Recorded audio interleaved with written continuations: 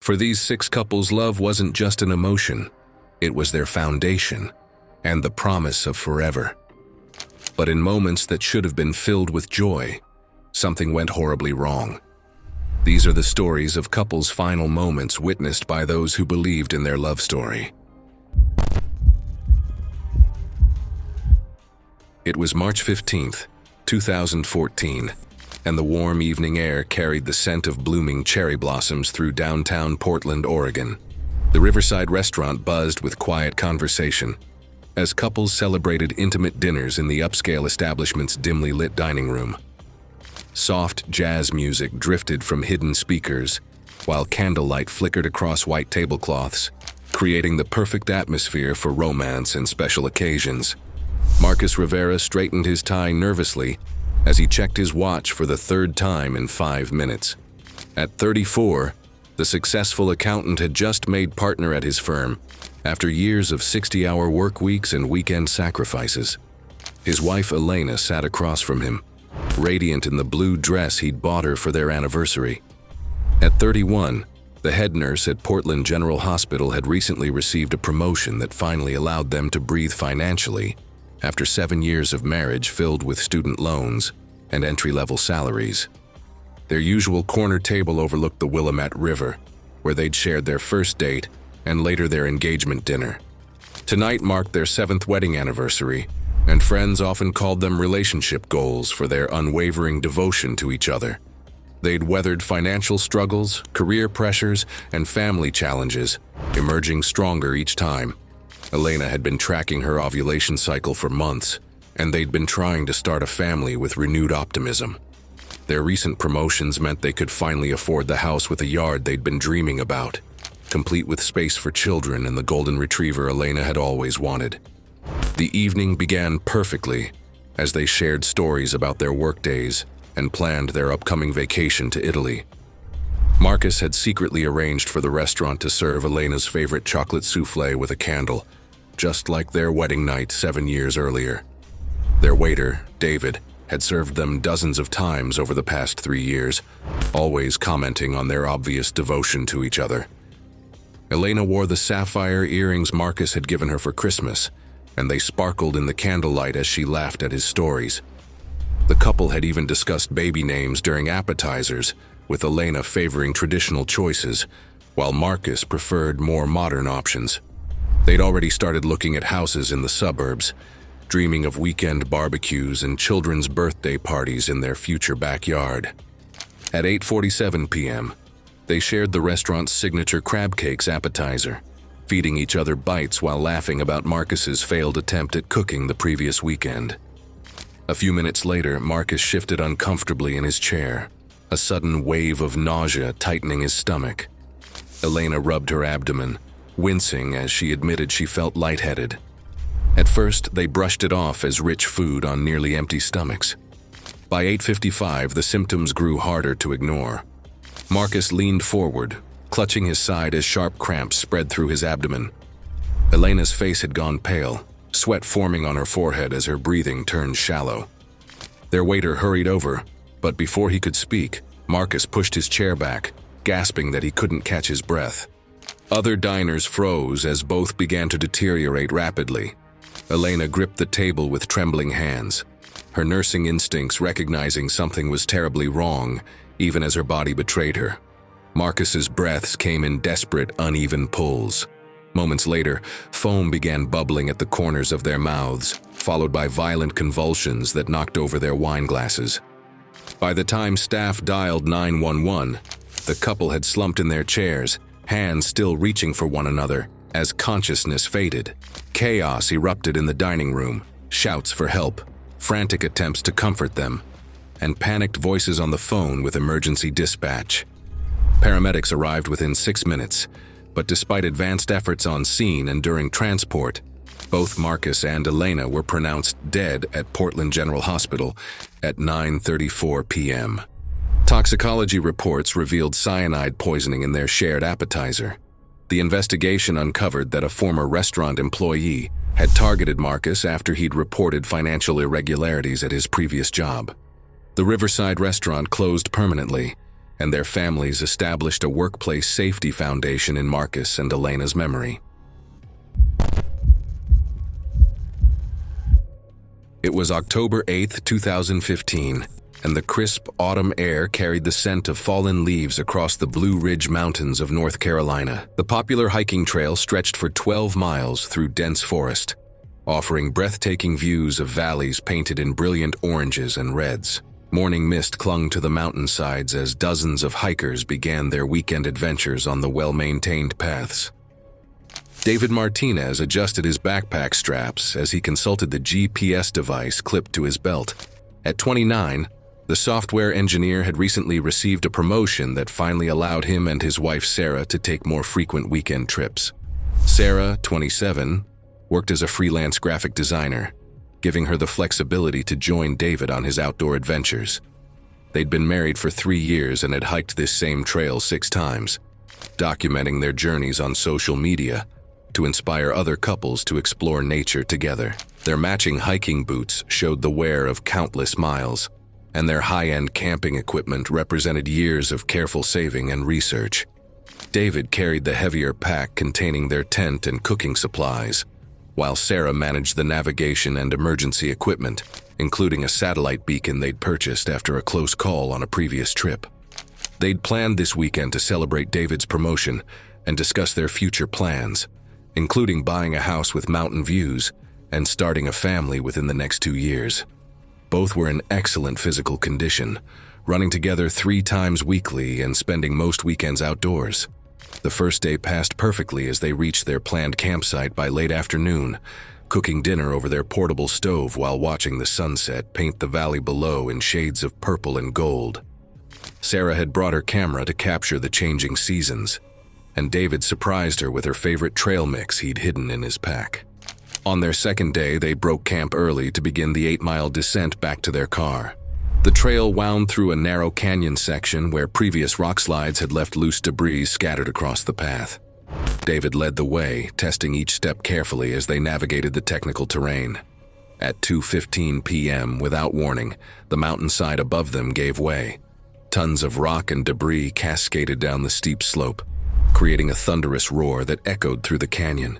David saw the danger first and lunged backward to shield Sarah, but the massive rock slide engulfed them both within seconds.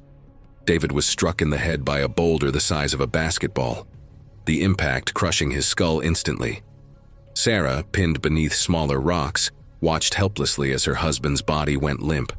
She called his name desperately while struggling to free herself from the debris that had trapped her legs and torso. Their emergency beacon had been damaged in David's pack, leaving Sarah unable to call for help. She spent 18 agonizing hours beside David's body, her internal injuries slowly causing her to weaken as hypothermia set in during the cold mountain night. Her voice grew hoarse from calling for rescue that would never come. Search and rescue teams found their bodies 3 days later after family members reported them overdue. The tragedy led to improved trail maintenance and mandatory check-in systems. A memorial marker was installed at the site, and their families established an annual hiking safety seminar in David and Sarah's memory. It was December 31st, 2016, and the warm Miami evening air carried the sounds of celebration from downtown high-rises as the city prepared for midnight. The Ocean View Apartments building rose 15 stories above Biscayne Bay, its modern glass facade reflecting the colorful fireworks already beginning across the skyline. Residents had gathered on balconies and rooftops to welcome the new year with champagne and optimism. James Rodriguez checked his watch as he arranged champagne flutes on their 7th-floor balcony. At 26, the elementary school teacher had moved to Miami 6 months earlier with his wife Amanda to start fresh careers and build their future together. Amanda, 24, worked as a marketing coordinator for a growing tech company, and they'd quickly fallen in love with their new city and the vibrant community in their building. Their apartment had become the gathering place for their growing circle of friends, and tonight's New Year's Eve party represented their first major celebration as Miami residents. They'd spent weeks decorating with gold and silver streamers, preparing elaborate appetizers, and creating the perfect playlist for their 20 guests. James had surprised Amanda with a weekend trip to Key West as a New Year's gift, and they'd made resolutions to travel more and start a family before their second wedding anniversary. Their families back in Ohio had expressed concerns about the move, but James and Amanda felt confident about their decision to chase bigger dreams in a new city. Both were social butterflies who loved entertaining and had quickly become popular in their new neighborhood, hosting dinner parties and game nights that brought together their diverse group of friends from work and the building. Amanda wore the sparkly dress James had bought her for the occasion, and they'd been taking photos all evening to commemorate their first New Year's Eve as Miamians. The party was in full swing by 11:30 p.m., as guests crowded onto the balcony to watch the fireworks display over the bay. James and Amanda stood at the railing, pointing out different fireworks to their friends while the countdown to midnight approached. At 11:47 p.m., a gas leak in the building's basement reached a water heater's pilot light. The explosion was instantaneous and devastating, sending a fireball up through the building's central core, while simultaneously destroying the structural supports on multiple floors. The blast occurred with such force that windows throughout the building shattered simultaneously, creating a shower of glass that rained down on the street below. James and Amanda were standing at the balcony railing when the explosion threw them forward into the night air. The building's facade collapsed beneath them as they fell 7 stories, their bodies striking the concrete plaza below, while debris rained down around them. Their guests, who had been standing just feet away, were also thrown from the balcony, creating a scene of unimaginable horror as emergency responders rushed to the scene. The explosion killed 12 residents throughout the building and injured dozens more. The investigation revealed faulty gas line installation and negligent safety inspections. The building management company faced criminal charges, and survivors filed a class action lawsuit that resulted in stricter building codes. A memorial garden was created at the site, with annual safety awareness events held in memory of all victims. It was June 22nd, 2017, and the afternoon sun streamed through the large windows of Bella's Bridal Boutique in Nashville, Tennessee.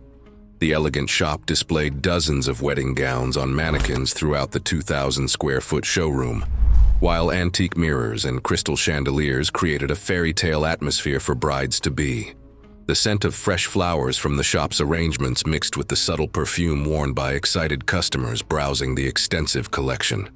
Tyler Johnson fidgeted with his car keys as he waited in the boutique's seating area, surrounded by wedding magazines and fabric samples. At 28, the mechanic had surprised everyone by insisting on accompanying his fiancée Jessica to every wedding-related appointment. His friends teased him about being whipped, but Tyler genuinely enjoyed being involved in planning their dream wedding. Jessica Walsh emerged from the dressing room, wearing her third potential wedding dress, a flowing white gown with intricate beadwork that caught the light beautifully. At 26, the elementary school teacher had been dreaming of this moment since she was a little girl, and Tyler's enthusiasm for the process made it even more special.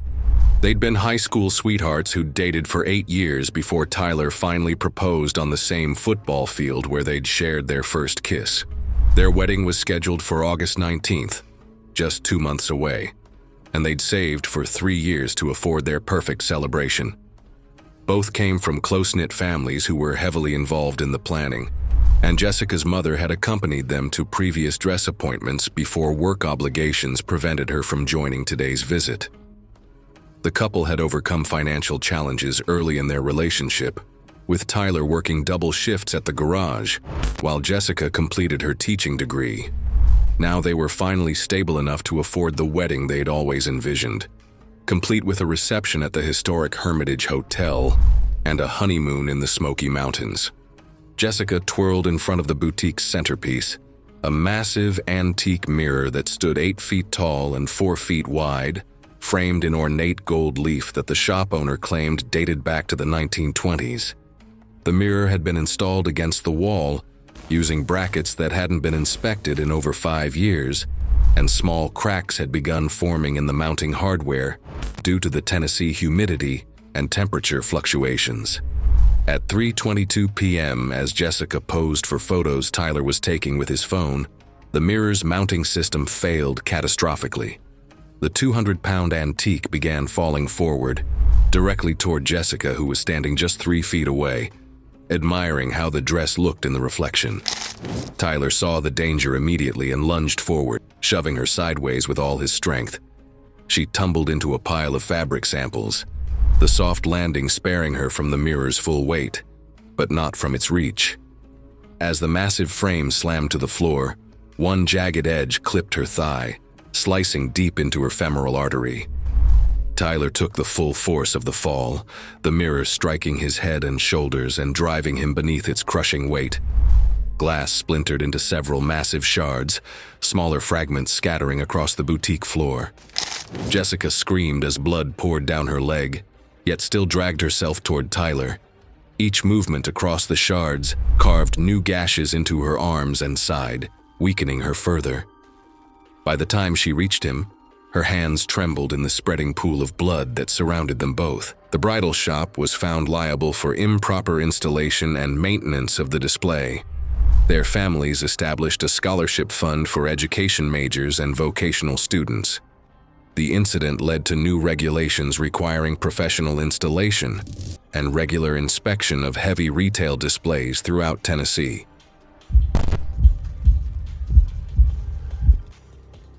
It was August 14, 2013, and the late summer heat shimmered off the asphalt driveway of the modest ranch-style home in Columbus, Ohio. The 1950s house showed its age with faded siding and outdated fixtures, but Robert and Lisa Kim saw only potential as they planned their ambitious renovation project. Tools and building supplies were scattered across the front yard, evidence of their determination to transform the property into their dream home. Robert Kim wiped sweat from his forehead as he studied the electrical diagram spread across their kitchen table. At 35, the pharmacist had always been handy with tools and enjoyed weekend projects, though he'd never attempted anything as complex as rewiring an entire kitchen. His wife, Lisa, 33, worked as a physical therapist and shared his enthusiasm for hands-on problem-solving. They'd purchased the house 6 months earlier, using their combined savings for the down payment and budgeting carefully for renovations. Both were practical people who believed they could handle most of the work themselves, having successfully completed smaller projects like painting and installing new flooring in their previous apartment. The kitchen renovation represented the biggest challenge yet, requiring them to remove walls, update plumbing, and completely rewire the electrical system to meet modern safety codes. They'd researched extensively online and borrowed tools from Robert's father, who'd worked in construction before retiring. Their families had offered to help, but Robert and Lisa wanted to accomplish the project together as a team-building experience that would strengthen their marriage. They'd taken 2 weeks off work to focus on the renovation, planning to surprise their families with a finished kitchen at a housewarming party scheduled for Labor Day weekend. Lisa had already ordered new stainless steel appliances and modern cabinet hardware, while Robert had mapped out the electrical layout to accommodate conveniences the old house lacked, including under-cabinet lighting and multiple outlet circuits. The morning had gone smoothly as they removed the old wiring and prepared to install new circuits throughout the kitchen. Robert worked from a 6-foot aluminum ladder, while Lisa handed him tools and held flashlights to illuminate the dark spaces behind the walls. They'd turned off the main electrical breaker, but several circuits remained live due to the house's confusing wiring system that had been modified multiple times over the decades. At 2:45 p.m., Robert began cutting through what he believed was dead wire with metal-handled wire cutters, confident that the power was off to that section. The circuit was actually live, carrying 220 volts that electrocuted Robert instantly, his body convulsing in violent spasms. The shock threw him backward off the ladder, pulling down a section of ceiling drywall as he crashed to the floor. In the chaos, the live wire snapped loose and dropped into a puddle of water that had leaked from a disturbed pipe, sending current racing across the wet floor and into nearby metal fixtures. Lisa screamed and rushed to his side, but the moment her knees hit the water, the circuit completed. The current surged through her body, knocking her into convulsions beside him. Robert was already gone, and within seconds Lisa's heart failed too, leaving the kitchen silent, but for the faint buzz of the still live wire. Neighbors later reported hearing a heavy crash inside the house, then silence. When firefighters cut the main breaker and entered, they found Robert and Lisa collapsed side by side on the soaked kitchen floor, surrounded by scattered tools and unfinished wiring.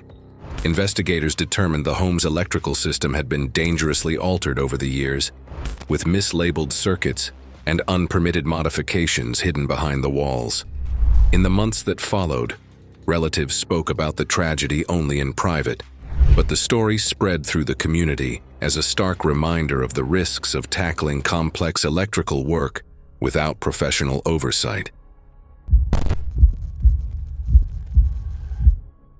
It was January 19, 2018, and the bitter Vermont winter had transformed the rural mountain highway into a treacherous ribbon of ice and snow. The temperature had dropped to 15 degrees Fahrenheit, as an unexpected ice storm coated everything in a deadly glaze that made driving nearly impossible. Visibility was reduced to less than 50 feet, as freezing rain continued to fall, creating whiteout conditions across the remote mountain pass that connected small communities throughout the region. Christopher Adams gripped the steering wheel tightly as he navigated their SUV through the worsening conditions on Route 108. At 31, the veterinarian had grown up in Vermont and considered himself an experienced winter driver. But tonight's storm was unlike anything he'd encountered in his lifetime. His wife Michelle sat in the passenger seat, her hand resting on his arm as she watched the road anxiously through the windshield that was constantly fogging, despite the defroster running at full blast. At 29, the social worker had also spent her entire life in Vermont, but the severity of this storm had them both concerned about the wisdom of attempting the drive home. They'd been visiting Michelle's elderly parents for the weekend when her father experienced chest pains that sent the family into a panic. Though the episode turned out to be heartburn rather than a heart attack, the scare had prompted Christopher and Michelle to cut their visit short and attempt the 2-hour drive home through deteriorating weather conditions. Both were known throughout their small community for their dedication to helping others. Christopher provided free veterinary care to families who couldn't afford treatment for their pets, often working late into the night to help animals in need. Michelle worked tirelessly with at-risk families and children in crisis situations, frequently taking calls at home and working weekends when emergencies arose. They'd been married for 4 years and had recently started discussing plans to start a family, once they saved enough money for a larger home with space for children and the animal rescue they dreamed of operating together. The couple had delayed their departure for 3 hours, hoping the storm would pass, but weather reports indicated conditions would only worsen overnight, with temperatures expected to drop even further.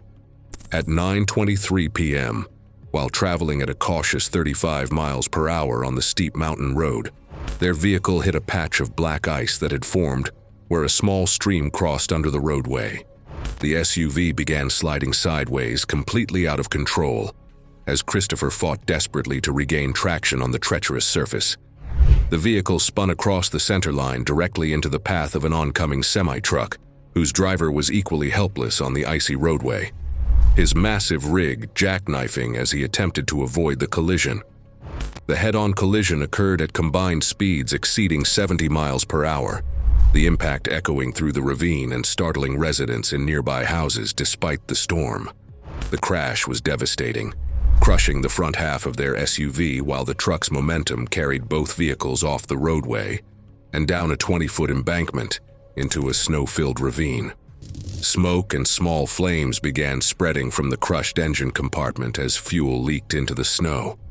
The truck driver was killed instantly when the cab crumpled during the rollover, his rig coming to rest twisted at the bottom of the slope. Emergency crews struggled for nearly an hour to reach the scene, slowed by the storm and blocked roads. By the time they arrived, the vehicles were barely visible beneath falling snow, the wreckage twisted at the bottom of the ravine. The crash claimed 3 lives in total, including the truck driver, a loss that weighed heavily on both communities. Thanks for watching. We're just getting started. Click the next video for more stories that will leave you questioning how quickly forever can become never.